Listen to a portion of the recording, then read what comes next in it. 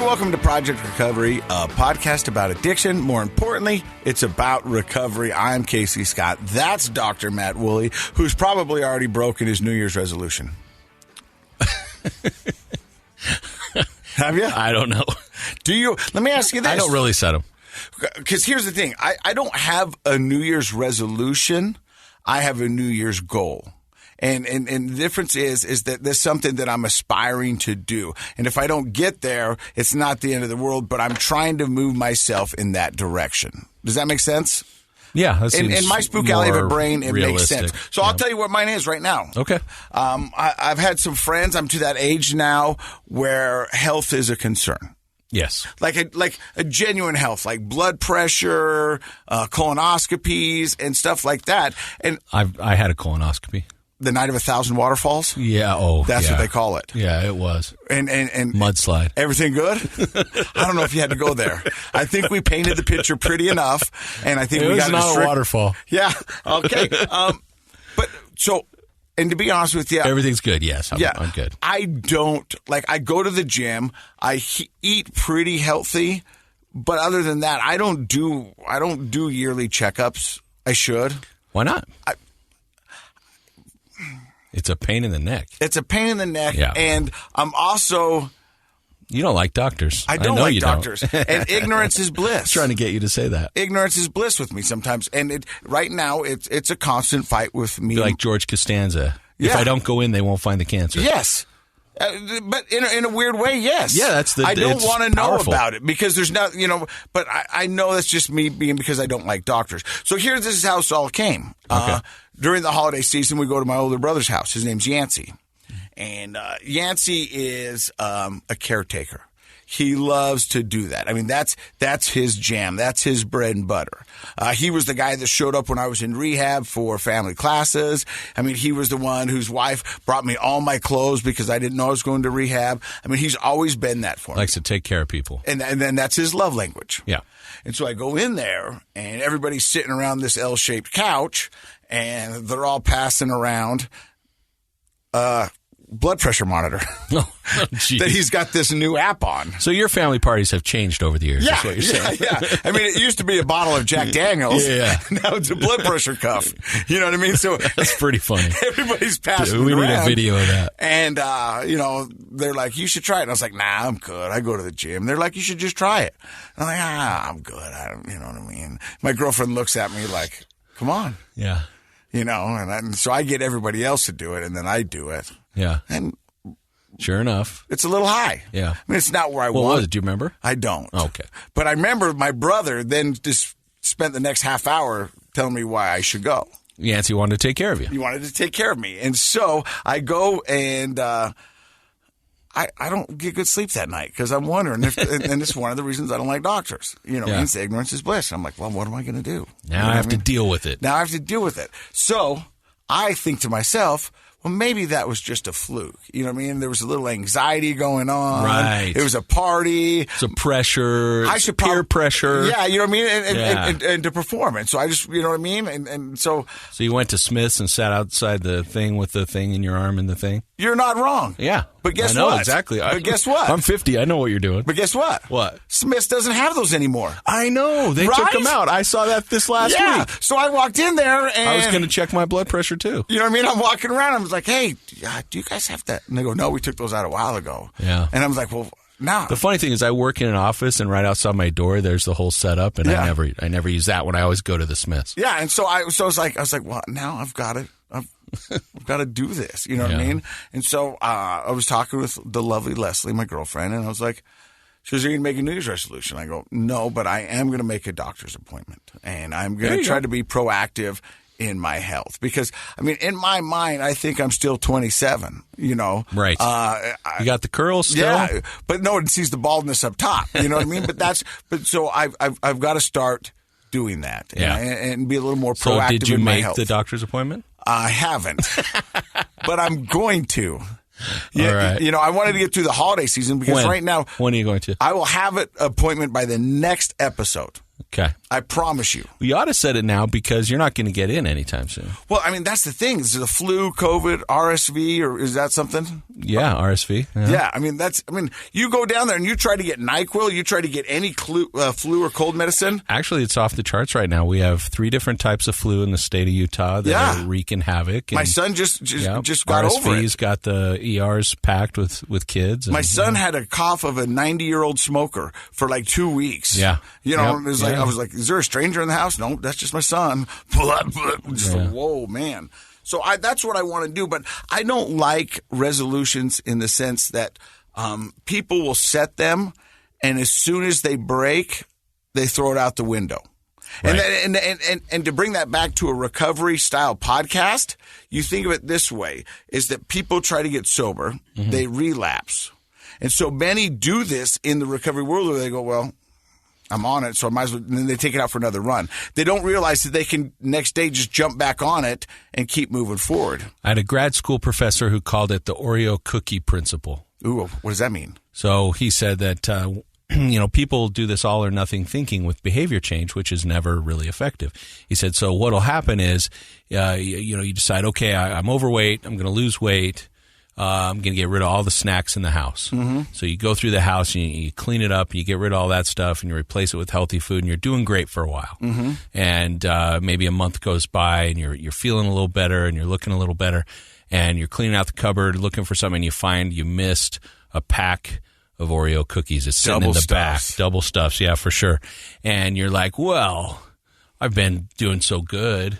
Yeah. For so long. It's been a month, I could have one Oreo cookie. Yeah. And so you kind of tempt yourself and you stare at the pack for a few days and then you decide, okay, I'm going to do it, and you have one. And then you realize, well, if I had one, I could have 2 because I've been really good. And then pretty soon you're like, you know what, I'm off my diet. I might as well just eat the whole bag. Yeah, and then you go through a sleeve. Yeah, and then you go through the whole thing. And the reality is one of those Oreo cookies would have been fine, even 2. But a whole pack of Oreo cookies, not healthy, right? So that's that all or nothing thinking. We make one step off of the goal and we throw it all away. So you're right. I was a pack and a half smoker for 15 years. Man, crazy. Geez. Yeah. Crazy. But I had quit, during that, 15, 20 years of smoking. I would quit for a year, 2 years, 3 years. And every time I got back into smoking was one night, well, I can just have one. Yeah. And so then and I'd have one, and the next morning there would be a pack in my pocket. And I was like, how do I do that? So when I finally quit smoking, and it's the same thing with alcohol that I now realize, is that no more. I'm not allowed to do that anymore because I know where it goes. I know enough about myself. I knew it back then about smoking, that if I had one... You knew it about smoking, but did you know it about yourself? No. See, that's the difference. Like we know, everybody knows everything about smoking. Honestly, there's been enough education. It's on the packets of cigarettes. It's everywhere. It says, if you smoke this, you are an idiot. Yeah, pretty much. And we all know it, but it's self-knowledge that really helps us make real changes. Yeah. So I did that with cigarettes, and that was fine. You know what I mean? And I could do that with my alcohol too. There was times during my active addiction of alcoholism that I would not drink. You'd go for long periods. Yeah. Year, or where it was just on the weekends, or it was this. But inevitably, it would go back to where it was. Right. A problem. Yeah. And so I know that now about myself, and we've talked about this in other podcasts, that I know that there's nothing in for me for one beer. That would be just a moronic choice to have one beer, because I don't want one beer. I want 20. You want all the beers. I want 13. You know what I mean? That's right. I've never wanted just one beer, right, because I didn't want beer for the beer taste, which I grew to love. But at first, nobody likes the taste of beer. Right. You know what I mean? It's like coffee. It's an acquired taste. But I didn't like one beer. I liked the effect of many. Right. And so that's valuable self-knowledge. So to bring that back around, but I think that's why I don't like resolutions, because the word resolute, you know what I mean? So do you feel like you have, like, with something like drinking or smoking, stopping those, I should say, it sounds like you've been able to be all in on that decision. Your self-knowledge has led you to a place where you're like, you know what, I know what I need to do for myself, so I have to be all in on that. But other things that maybe aren't as severe, it's harder to make that resolution because you're like, can I really commit to always going to the doctor every 6 months? Or can I really commit to always eating healthy? And so I think a lot of people either A, never set any goals for themselves because they feel like it always has to be all or nothing. Or B, when they do, they've had a series of fails, right? Because they'll set them and then they fail, and so then they're all out instead of all in. And we're at the time of year right now when you were throwing some stats about gym memberships, where people make New Year's resolutions. So what were you telling us off air? So because of what I've done in my career, in advertising and TV and radio, the big push for the next year for any of the local gyms will be from now until the middle of January. And they will probably sell 80 to 90% of their annual memberships during that time.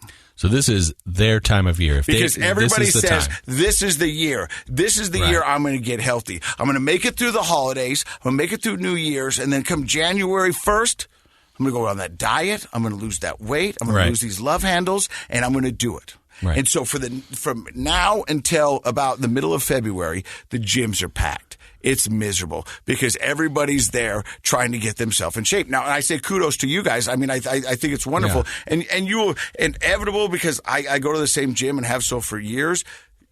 You'll see the difference. You'll see the difference. Yeah. Some will take, and then and they'll become part of the gym culture, which it is a community and a culture. Like I go to the gym and I'll see people that I see every day there, and they know me. They're like, "Hey, how are you?" I know their families, or I know things about them. Because you guys are the ones that always go. We're always there, And then every once in a while you'll get some new people in there that they're stuck to their New Year's resolutions. But come about mid-February, it goes back to the same old gym. It's that fast, huh? It's that fast. Yeah. Because they didn't see the results, or they gave up on their diet, and then they just threw their hands in the air and said, next year. So actually, I'm familiar with some of those broader stats as well, and all the different types of things and that people set New Year's resolutions about. And it is within 6 weeks.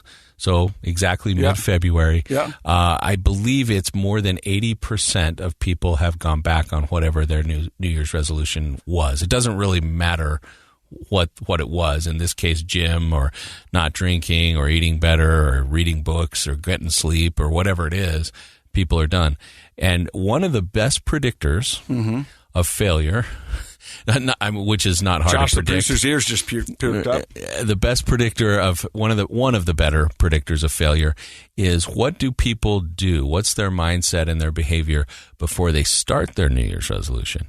If it's a binging mindset, they're going to fail probably before 6 weeks. And what I mean by that is, like, even if you had sort of a benign New Year's resolution, like, I'm not going to watch TV as much as now we have all these cool shows you can stream 24/7. Yeah. And if you're like, I'm going to get all my shows in before January 1st, you're binging shows. Or if it's eating, that's a big one. Like, I'm going to eat cheeseburgers every day until, January 1st. People who have a binge mentality, like, I want to get it in before, like we've talked about. People you're are talking like, to a guy who's got a binge mentality. Going to rehab, so I'm going to get as wasted as possible before I go in, that kind of thing. I've got such a binge mentality that if we go down to my car right now, there's a bag of Swedish fish that have 2 layers in the back that I've rolled up and thrown in the back so I can't reach them when I'm driving. I'm not kidding you. I believe I will buy a bag of Swedish fish and I'll go, I'm just going to have a couple handfuls as we drive down here. And then I drive and I look at the bag looks at me, I look at the bag looks at me, and I'm like, I'm not going to finish another bag. So I ordered. So I have a bunch of half-finished bags in the back? Well, no, because I'll get them when I pull over. You know what I mean? Or then I'll reach back behind my seat and my kids will be like, hey, Dad, there's like 3 bags of half-eaten candy back here that I've forgotten about. You're like, oh. But if it's in front of me on the side of me, I just know that about me. Yeah. You know what I mean? Well, that's self-knowledge, and that's key.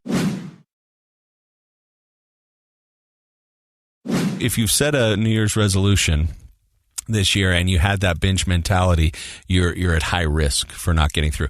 But I had a tip. I like to give tips. Yeah. People want tips. Josh loves the tip. Well, here's the thing. Setting a New Year's resolution the way we do culturally implies this all or nothing mentality, right? So you make one little mistake or you have one off day and you're like, well, I might as well throw in the towel and I'm just going to go back to my old ways, which most people do by February 15th. Mm-hmm. So you're setting your New Year's resolutions wrong. So how do we set them right? So first of all, I do like a change in language, and I like what you said, goals. Yeah. Because what we can do is we can break that down into outcome goals and process goals. That's a mistake that they never do that. Most people aren't educated on that. We don't talk about that. We just talk about setting a goal. So, for example, somebody right now is going, I want to get rid of my love handles, or I want to get a six-pack, or I want to do that. And that's their ultimate goal, not realizing the process goals that go through that to get you there. Exactly. They go, well, I've been doing this for 2 months, and my love handles are still there, not realizing that that's a lifestyle change, and then it might take you 2 years to get that off. It's not an instant fix. Right. And our social media sells us instant fix to everything all the time. And of course, we all love magic. We'd love things to be magical, and we'll pay a lot of money for the hope of magic. But there's almost nothing in life that happens instantaneously that's worth anything. What's worthwhile is stuff that is work plus time. Yeah. Right? So you're right. So that's an example of, like, if you're like, I want to hit a certain weight, or I want to lose my love handles, or whatever it is. I want to see my feet in the shower. There you go. That's your outcome goal. All right. So that's okay. Go ahead and set that, but then realize there's a lot of space between where you're at now and that outcome goal. You need steps along the way. So the visualization might be, there's a destination out there, but I need to put some stepping stones that I can follow to get myself there. And those are the process goals. So, for example, let's go back to the gym, since we were talking about that. And let's say a person says, okay, I want to lose, I want to lose 40 pounds. That's a lot of weight to lose. I want to lose 40 pounds and get rid of my love. The average person who works out regularly will lose 2 to 3 pounds a week. Okay, perfect. So the first thing with these outcome goals is, are they realistic? Do you know what you're talking about? Right? That's important. So you just gave some important information. If I'm working out regularly, I can lose somewhere between 2 to 3 pounds a week. So if you have an expectation of losing 40 pounds in a month, you're wrong. Right? That's not going to happen. You maybe get 8 to 10. So you might want to say to yourself, first of all, am I setting a realistic outcome goal? Right. And that is like, does it make sense I could lose that much weight in this amount of time? And that's, sometimes we have to consult with experts depending on, what are, how much money can I save? That's another one. Mm-hmm. And people are often unrealistic about that. And it's like, well, let's do the math and figure out a realistic outcome goal. So first of all, outcome goals are important to set. You got to have a destination, but it needs to be realistic. And you need to realize it's out there and I can get lost along the way. So I need some process steps or process goals to help me get there. And that's where sometimes it depends on what you're doing. Like at the gym, either consult with a personal trainer or somebody who really does know what they're talking about on how to do it. For example, what's the biggest problem with working out until you lose your 40 pounds? Getting yourself there. Yeah, getting yourself there. Yeah. Right? So you might say, well, accountability buddy. Part of my that was my number 2. So, and let's do that one. Accountability buddies are essential. People who have accountability in trying to reach their outcome goals are so much more likely to make it. And so if it's January, it is crazy cold and dark early in the morning. Let's say you've decided, you know what? I'm going to get up early. I bought this gym membership. I'm going to go to the gym. I've set the time aside. And one thing leads to another the night before. You end up staying up later than you thought. You're pretty tired in the morning. The alarm goes off. And if there's nobody waiting in your driveway, honking the horn, or waiting for you to pick them up, at their house, what are the chances are you're going to be like, well, I went yesterday, I can go tomorrow? Yeah. Right? Well, that's where it starts. That's the first Oreo. And that's the first Oreo, exactly. And then it becomes 2, 3, and a whole pack. So you're right. Accountability partners, and I'm going to do a personal one at the end of this. I wasn't planning on this, but I'm going to do it. But that's really, really important. Accountability partners. So when you think about what you just described, okay, and we're using the subject matter of working out and health. Right. Put addiction in there. It's the same process. Exactly. It's the same process. Right. And another thing to that is when I talk to people who are in addiction, or I talk to people who are getting ready to work out. Yeah. I tell them, look at yourself, and not in a bad way, but realize how much time it took to get you to that situation. Right. You know what I mean? It was years, whatever it was. I mean, it's been building up over time. Right. So the fact to think that's going to change in a month is unrealistic. Yeah, absolutely. So it took you a while to get here. It's going to take you a while to get away from here. And so it is a process. And so that's what I really liked about your whole deal right there was the process goals. Those are the milestones. Those are the stepping stones that are going to get you to the ultimate goal. But you cannot skip those. You're not just going to run past those. Those are a part of the learning. That's part of the journey. It's part of the habit forming. It's all of the process.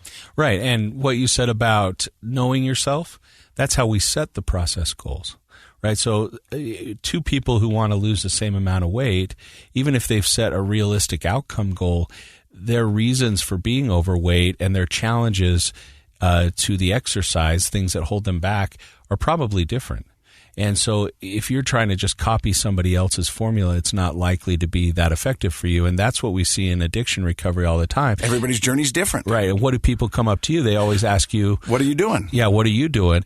And that's okay. I mean, frankly, our show is built around telling other people what somebody has done, like what their journey has been to inspire you. But ultimately, you have to decide, what do I need to do? What's holding me back? Because that's how I set personal process steps to get me to that outcome. Because a lot of outcomes, like if we were to say being in sobriety, being in recovery, being a sober person, like so many awesome people who've been on our show are, and if somebody's sitting there and they're like, that's who I want to be, the without personal insight, you're going to try other people's paths, and it's going to lead you in a different direction, right? But you're also going to find things that along their path that do work for you, that do make sense, that somebody's blazed the trail ahead of you. And that's why you talked about going to a gym. Talk to a personal trainer. Right. Talk to somebody who knows more about this than you do. You know what I mean? Just because you watched Arnold Schwarzenegger's DVD doesn't mean that you're automatically going to be a weightlifter. Right. You know what I mean? Those are things that work for him. And so, there is some information out there, but know your limits. Know what you don't know. A good example is, so I talk with people about behavior change all the time in a lot of different contexts. And one of the things that I come back to, if you've ever worked with me, you know this is annoying. I almost always ask, when we're talking about behavior change, what time do you normally go to bed? Because anything good that you're going to do today started last night when you went to bed. Right. Do you have a problem getting yourself to sleep at a good time? Because you need energy and focus to be able to accomplish whatever behavior change you want. And so a lot of times people who are like, well, I started off the year going to the gym and now it's February, March, and I'm not going anymore. It's hard to get up and get going. The question isn't why aren't you going to the gym? It's what time did you go to bed last night? So now that may not apply to everybody, but that's an example of it's common, so we don't need to recreate the wheel, but you need to ask yourself. Some people say, oh no, I'm great at that. Say, okay, then there are other things that are holding you back from going to the gym. We need to find out what those are. Well, it's like they taught me in the fraternity. If you fail to plan, you plan to fail. I'm glad you got something out of that fraternity. You know what I mean? Yeah. I can also bounce a quarter into a glass 9 out of 10 times. I know you learned a lot of cool skills there, but I'm glad. But that's I'm the glad thing. we can mention one of them on the show. So that was a long way of getting to the point. It was like, hey, look, give yourself some time, set yourself up for some realistic goals, right? And don't give up because you broke once. Right. Don't give up. Ditch that all or nothing mentality. A journey from A to B is not linear. It's not straight. It's all over the place. There's steps forward and steps backwards. Ultimately, if that goal is important to you, you're going to get there if you're thoughtful about it. Thoughtfulness starts with self-reflection. Like, do I know myself? Do I know why this issue is a problem for me? Do I know what's holding me back? Number 2, I'm a big believer in consulting with experts. Yes. And sometimes it's an expert you pay for and you make an appointment, you go in. Sometimes look around you. We have a lot of experts in life that we know that are friends, family, neighbors, coworkers, people that are doing things that you want to do. And examples. They're not just good examples, but they also have good advice. But I think that's what makes our podcast so powerful, is that the fact that we get people on here that when we first introduce you to them on the podcast, we talk about their early childhood, and then we talk about the messiness that is addiction. And sometimes, just last week, we had a guy that shot a guy twice. Right, went to prison. Yeah, you know what I mean? Yep. And now he's doing all these wonderful things. Amazing stuff. And so what we're showing you is that you're not defined by your mistakes. Your lows don't have to be your constant. They don't have to be your always. You can figure out a way. Yeah. And here's an example of 4 years of people who have overcome some of the darkest things in their life and are now doing wonderful things. Yeah. Oh, I think you and I both feel the same way. We feel uplifted and inspired every week because you get to see that journey. The problem is when we talk about behavior change, we're not at the end of that journey yet. We can't feel inspired by our own journey yet. And so it's important to reach out to others, get counseling, support, advice from other people so that you're not recreating the wheel and making mistakes that you don't need to make, but also that it can be based on your own personal needs. So whether it is something like that's a big steep mountain like addiction recovery, or maybe it's just like 10 or 15 pounds. Yeah, 10 or 15 pounds, or I feel like a dummy because I haven't read a real book in 5 years, or whatever your 20. goal is. 20, yeah, sure, yeah, they're just books. But the goal is, like, do I know myself? Am I willing to reach out and get some support from others, including, we talk about accountability partners to get you to the gym. But I will tell you, every time I've ever talked to somebody who says to me they're doing the AA program or a 12-step program, I always ask them, who's your sponsor? And if they don't have a sponsor, I'm very worried about their ability to be successful, because sponsors are part of that accountability touchstone. And that's somebody to reach out to. I know you keep looking at your computer, and it's something that I keep doing even 4 years past my exit from recovery. Yeah. or the rehab center. Yeah. And it's meditation. Oh, right. I have something pulled up here on my computer about meditation. And I think meditation would be a great goal for the new year, just to give it a shot. There is so much wonderful information coming out about meditation and what it can do. And I talk to people so many times who's like, I just can't do it. It doesn't make sense. And I was like that until probably the 21st day that I went, something clicked, and I was like, you know what? I do this. And like, I will find myself waking up in the middle of the night with a panic attack, and I will go into breathing.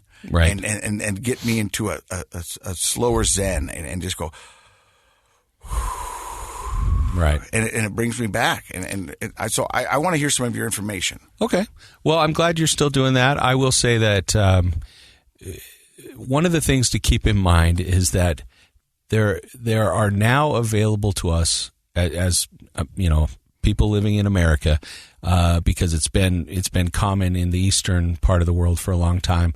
It's now such a common thing. We have so many different types of things that fall under that umbrella of meditation and mindfulness that are helpful to us. So when a person says to me, I can't sit still that long, I can't concentrate that long, there are other options. So there's really, you can find a type of meditation or mindfulness that feels like a good fit to you. Mm-hmm. And hopefully we're dispelling the old stereotype of meditation means you're sitting with your legs crossed like a yogi and you're wearing beads and you're doing all these things. And if that's your jam, that's great. Or some hippies blowing smoke in your face. Yeah. It's been associated with that kind of stuff. A mantra works. A mantra is an amazing thing. Yeah. But it just got such a stereotype. And so this kind of this hippie chic thing that's like, nah, man, that's not me, man. I'm not that guy. Right, exactly. But so I didn't think I was try. that guy. Turns out I'm that guy.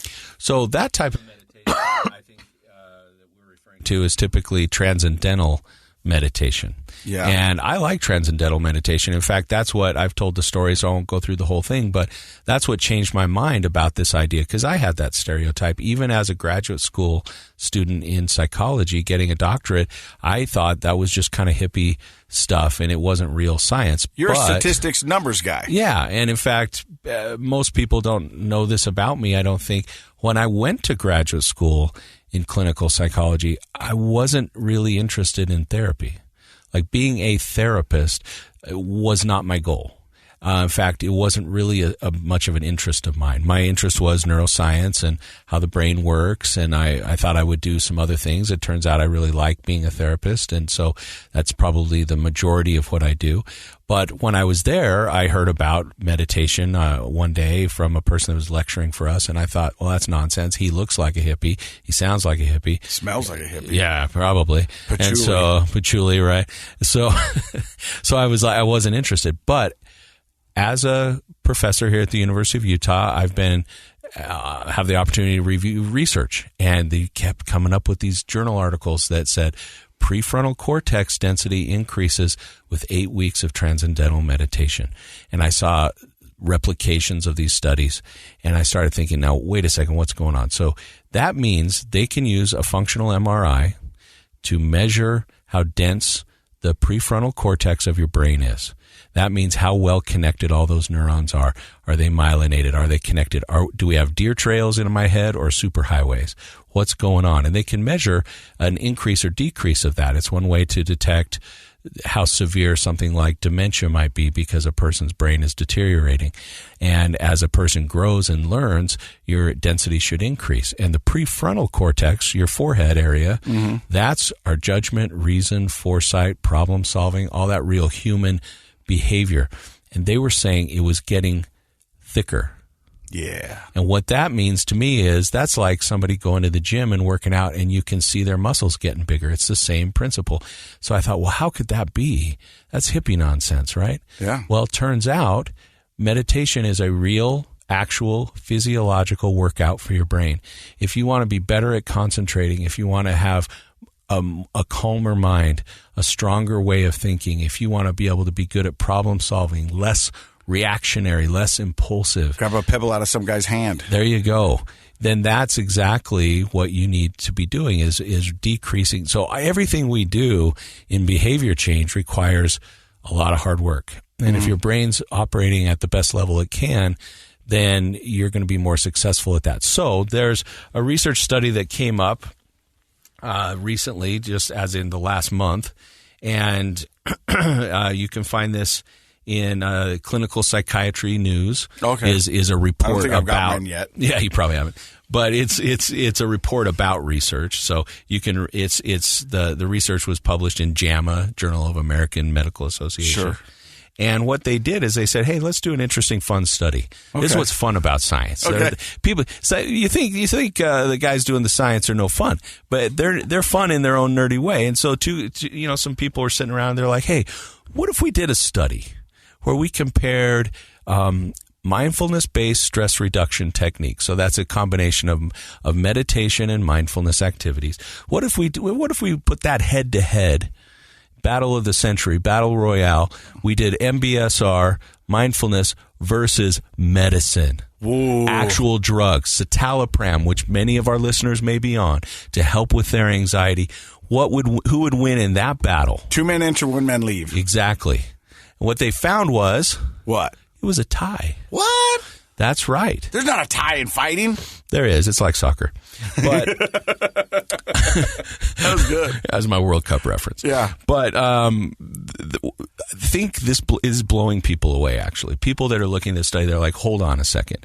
Anxiety, which is a very physiological thing. You mentioned just a minute ago waking up in the middle of the night with a panic attack. Oh, yeah. That's physical, right? Where do you feel it? Right here in my chest, in my heart, and in my brain, and everywhere. It feels like you're having a heart attack. Yeah, I want to get out of my skin as fast as possible. It's as physiological and as uncomfortable as can be. And in fact, a buddy of mine who has been an ER doc for a real long time says sometimes it takes us a little while to figure out the person's not having a heart attack when they're having a panic attack. That's how physiological it is. And there's a lot of people out there who right now aren't a big fan of medicine. Right. So what we're saying is, well, what are some alternatives to medicine? And so that's what this study did. And what this study found out was that they are about equally effective to use. So what does that tell us?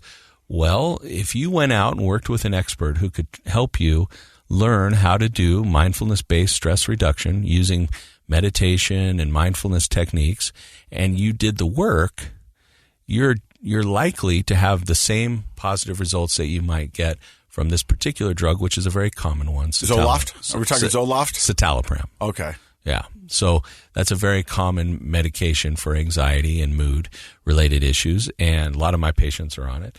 And that's also explains why when you add cognitive behavioral therapy and mindfulness techniques, the outcomes for people who have anxiety go through the roof. They're much, much better.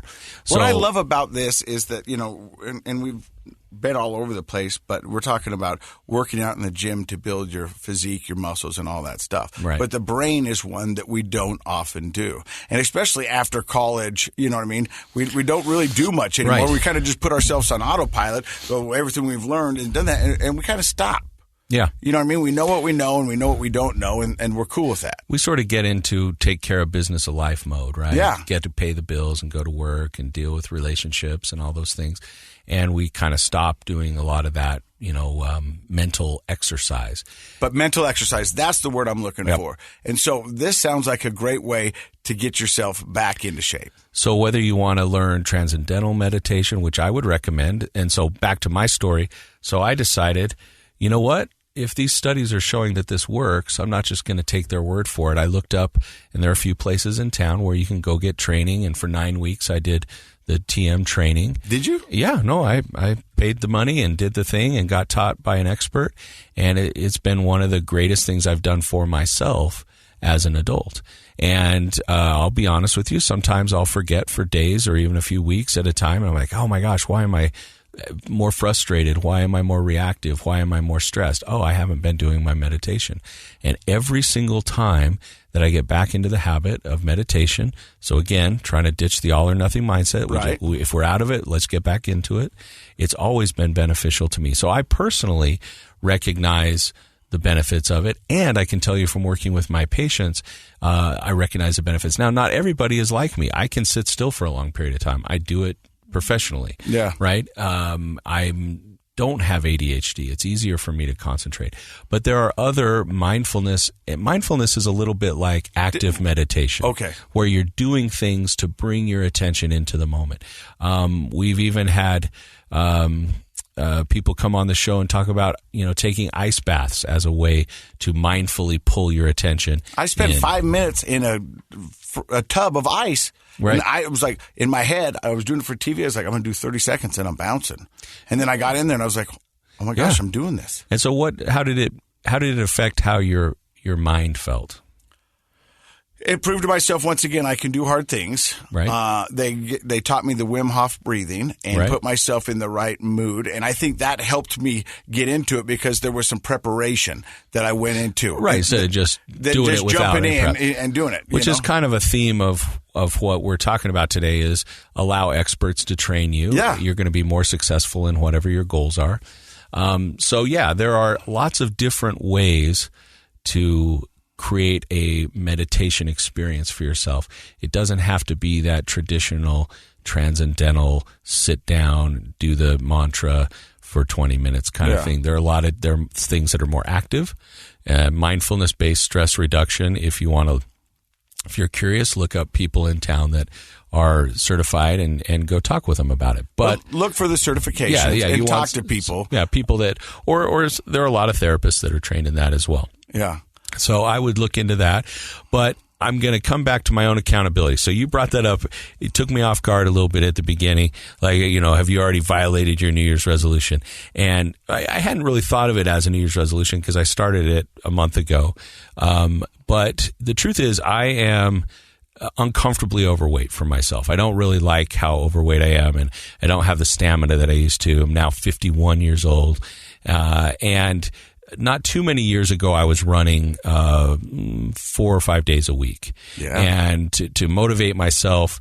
Which is a form of meditation. Which there is definitely meditation in running, absolutely.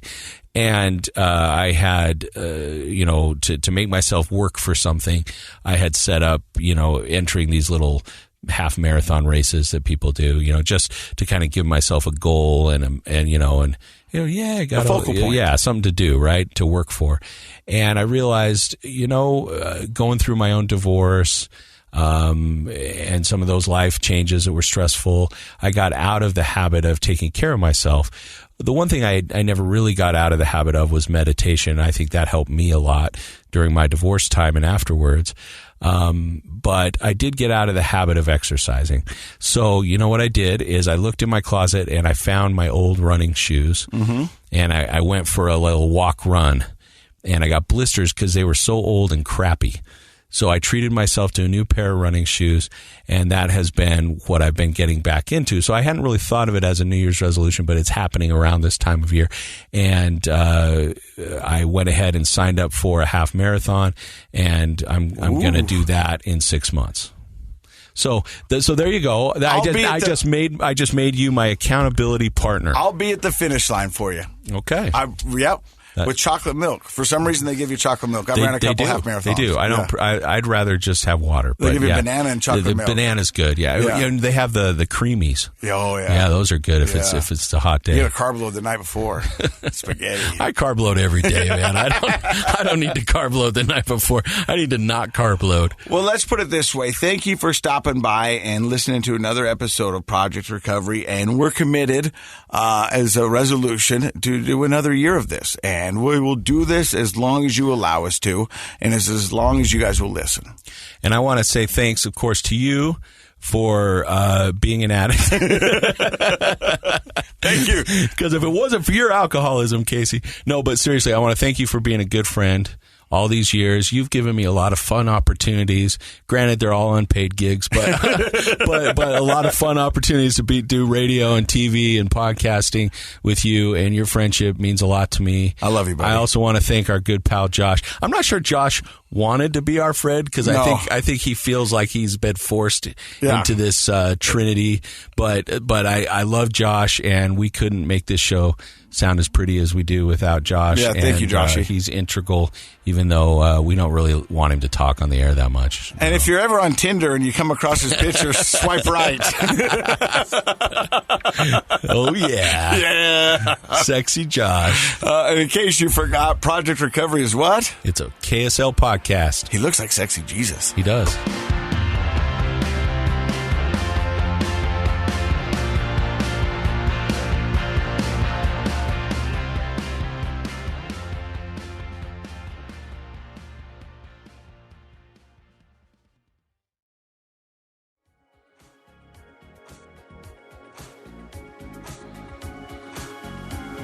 The contents of this program are for informational purposes only. The program is not intended to be a substitute for professional medical advice, diagnosis, or treatment. Always seek the advice of your physician, licensed therapist, or other qualified health provider with any questions you may have regarding a medical condition. Never disregard professional medical advice or delay in seeking it because of something you've heard on this program. KSL does not recommend or endorse any specific tests, physicians, products, procedures, opinions, or other information that may be mentioned on the program. Reliance on any information provided on the program is solely at your own risk.